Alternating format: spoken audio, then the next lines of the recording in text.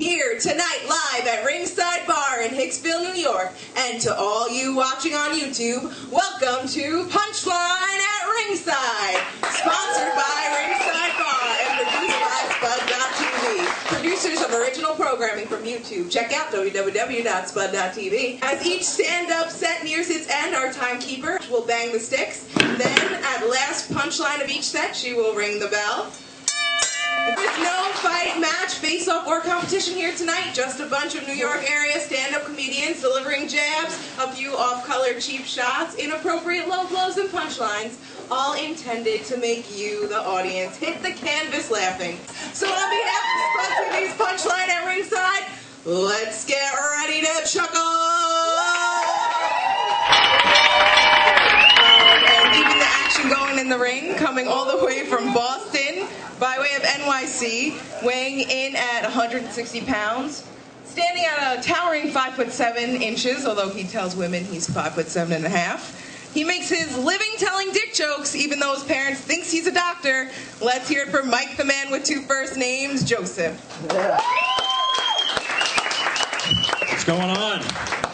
This crowd. You guys must have shut down Ticketmaster when you got these tickets. My name's Mike Joseph. I'm half Italian, half Jewish, which makes me a pizza bagel.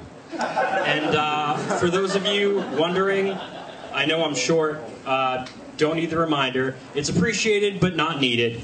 A lot of people come up to me after the show and they're like, "You look shorter down here." And I'm like, "Oh, really? You look more attractive up there." It's weird. But the height thing, I feel like girls really have the advantage. If you're a girl and you're really tall, everybody's like, "Oh, she's so lean. She's so slender. She's like a model." If you're short, they're like, "Oh, she's so petite. She's so cute. She's like one of those girls in the Black Swan." If you're a guy, you're either tall, dark, and handsome, or you're short. There's nothing good about it. No girl's bragging to her friends, and she's like, "I'm dating this guy. He is so funny. He's great. He is so tiny. Oh my God, he's so small. I just put him in my purse. I take him around. If I have to hide things from him, put it up on the top shelf where he can't reach it. It's great." But I turned 30 recently, and starting to feel it a little bit. Starting to feel kind of old. Not just because I watch the Weather Channel and am fascinated by it, but a lot of times I'll be out at bars, and when I was 20, you know, I would think, or at least in my 20s, I would see a girl and be like, "Oh my God, look at her. I gotta talk to her, or at least take a picture and text it to my friends." Now I'm like, I hope she brought a jacket with her. It's chilly. I hope she has something to cover up with. Jeez. When I was younger, I'd watch action movies, and I thought they were the shit. They'd be kicking ass, they'd have blood all over their shirt. I'd be like, "Yeah, he wears that blood like a badge of honor. He doesn't give a shit. That's awesome." Now I'm like, "Oh, that blood's gonna stain. That's definitely gonna stain. You're pretty fast. Why don't you run down before that stain sets?" I'm also doing the online dating thing. I am divorced, and it was a pleasure getting divorced, actually. It was pretty awesome. It's kind of tough to be married when you hate the other person. It's really, really hard. When you're watching Law & Order for tips and you're like, "Oh, they roll them up in the carpet that way. Okay, cool."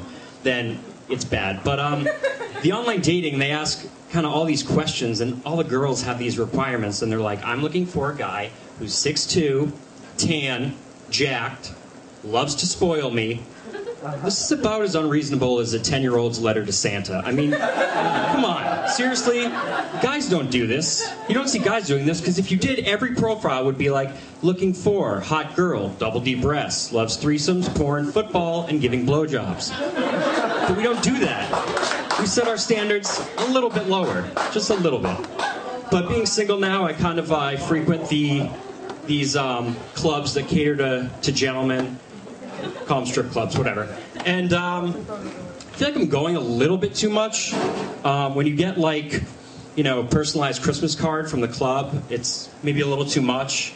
When you're walking in, you're like, "Ambrosia, how'd Billy do on that spelling test? Cinnamon is your emergency contact." You need to, you know, pump the brakes a little bit. But it's just, I mean, if guys could, honestly, get the attention and make the money that strippers do, they would. You'd see every guy walking around with tight shorts that outline his dick, and you'd be like, "Oh, buy me a drink? Hey, all right, my eyes are up here. My eyes are up here." Okay? Seriously.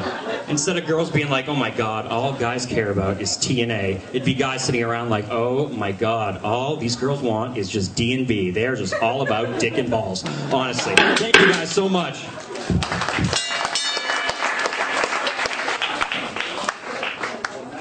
That's funny because my online dating profile says looking for D&B.